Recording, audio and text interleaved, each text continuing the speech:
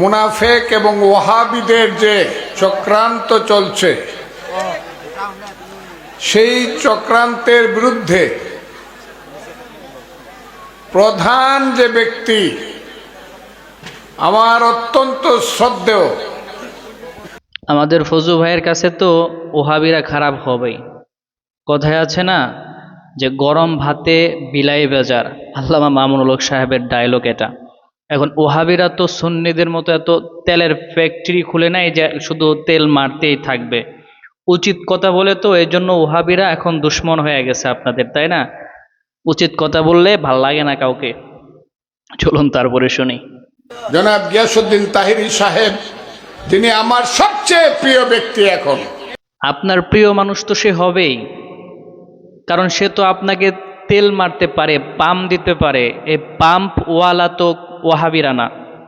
ওহাবিদের কাছে তো ওই পাম্প ওয়ালার কি যেন বলে ফ্যাক্টরি নাই, তেল মারার কোনো গোডাউন নাই।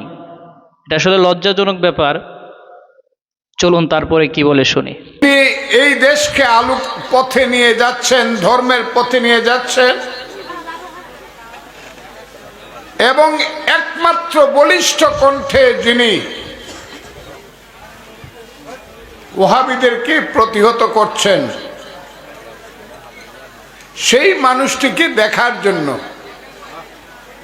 উনার সান্নিধ্য পাওয়ার জন্য, সেই মহান ব্যক্তির সান্নিধ্য পাওয়ার জন্য কিন্তু আমি এখানে এসেছি।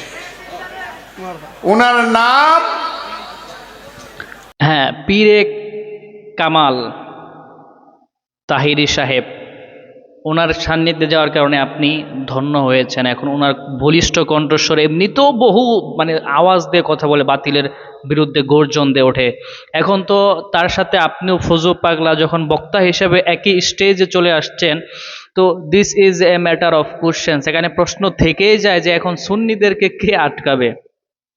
এমনিতেই তো সুন্নিরা সবসময় বলিষ্ঠ কণ্ঠে কথা বলে, এটা তো একটা স্বাভাবিক বিষয়। কিন্তু সত্য কথা বলতে কি, এটা আলেমদের জন্য একটি লজ্জাজনক ব্যাপার। This is truly shameful.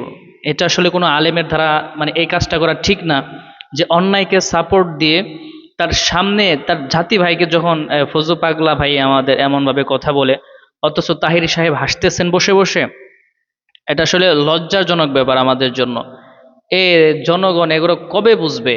আমার কাছে this didn't feel right to me. আমার কাছে একদমই বিষয়টা ভালো লাগে নাই। বাকি আপনাদের কেমন লেগেছে, how do you say this issue, অবশ্যই কমেন্ট বক্সে কমেন্ট করবেন ইনশাআল্লাহ।